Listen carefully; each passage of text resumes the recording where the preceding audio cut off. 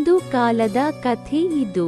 ಹದ್ದಿನ ಬಾಯಿಂದ ತಪ್ಪಿಸಿಕೊಂಡ ಇಲಿಮರಿಯೊಂದು ಸಂತರ ಮಡಿಲಲ್ಲಿ ಬಿತ್ತು. ಭಯದಿಂದ ನಡುಗುತ್ತಿದ್ದ ಅದನ್ನು ಸಂತರು ಕರುಣೆಯಿಂದ ಎತ್ತಿಕೊಂಡು ಆರೈಕೆ ಮಾಡಿದರು.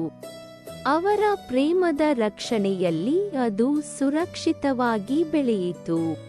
ಈಗ ಆ ಆಶ್ರಮಕ್ಕೆ ಗಡವ ಬೆಕ್ಕೊಂದು ಬಂತು.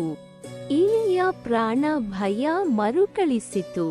ಎಂದಾದರೊಂದು ದಿನ ತಾನು ಈ ಬೆಕ್ಕಿನ ಹೊಟ್ಟೆ ಸೇರುವುದು ಖಂಡಿತ ಎಂದು ಗೋಳಾಡಿತು.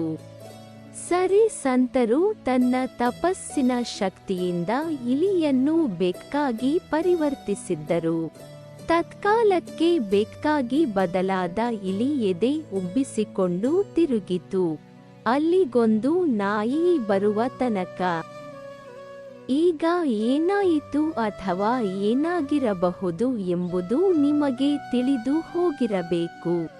ಹೌದು, ಇಲಿ ಬೆಕ್ಕಾಗಿ ಬದಲಾದುದು ನಾಯಿಯಾಯಿತು ಸಂತರ ಕೃಪೆಯಿಂದ. ಕೆಲವು ಕಾಲದ ನಂತರ ಆ ಪರಿಸರದಲ್ಲಿ ಒಂದು ಹುಲಿ ಓಡಾಡುವುದು ಕಂಡುಬಂತು. ನಮ್ಮ ಕಥಾನಾಯಕ ಈಗಿನ ನಾಯಿ ರೂಪದ ಇಲಿ ಆಶ್ರಮದಿಂದ ಹೊರಗೆ ಕಾಲಿಡುವುದನ್ನೇ ನಿಲ್ಲಿಸಿತು. ಇದರ ಭಯ ಕಂಡ ಸಂತರು ಅದನ್ನು ಹುಲಿಯಾಗಿ ಬದಲಾಯಿಸಿದರು. ಇಲ್ಲಿಗೆ ಕಥೆ ಮುಗಿಯಿತು ಎಂದು ಭಾವಿಸಿದರೆ ತಪ್ಪಾಗುತ್ತದೆ.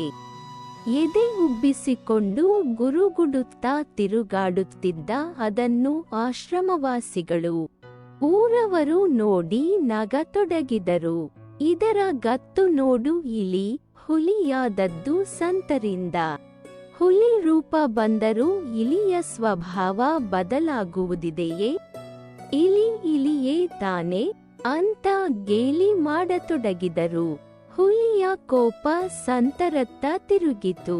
ಹುಲಿಯಾಗಿ ಮಾಡಿದನೇನೋ ಸಾಯಿ, ರೂಪದೊಂದಿಗೆ ಗುಣವನ್ನು ಬದಲಾಯಿಸಬಹುದಿತ್ತಲ್ಲ, ಇವನಿಗೆ ಸಾವೇ ಶಿಕ್ಷೆ ಎಂದು ಸಂತರು ಇದ್ದಲ್ಲಿಗೆ ಹೋಯಿತು. ಸಂತರಿಗೆ ಇದರ ಮನಸ್ಸಿನಲ್ಲಿ ನಡೆಯುತ್ತಿರುವುದು ಗೊತ್ತಾಯಿತು. ಸಮೀಪಿಸುತ್ತಿರುವ ಇಲಿಯಾಗಿದ್ದ ಬೆಕ್ಕಾದ, ನಾಯಿಯಾದ, ಈಗ ಹುಲಿಯಾಗಿರುವ, ಆದರೆ ಮೂಲ ಸ್ವಭಾವ ಇಲಿಯೇ ಆಗಿದ್ದ ಅದನ್ನು ಮತ್ತೆ ಇಲಿಯಾಗಿಯೇ ಮೊದಲಿನ ರೂಪಕ್ಕೆ ಬದಲಾಯಿಸಿದರು.